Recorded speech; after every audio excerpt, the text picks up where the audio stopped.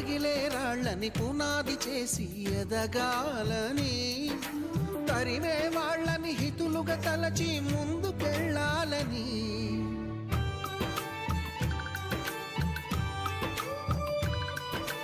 కన్నుల నీటిని కలల సాగుకై వాడుకోవాలని, కాల్చే నిప్పుని ప్రమిదగా మలచి కాంతి పంచాలని, గుండెతో ధైర్యం చెప్పెను, చూపుతో మార్గం చెప్పెను, అడుగుతో గమ్యం చెప్పెను. నేనున్నానని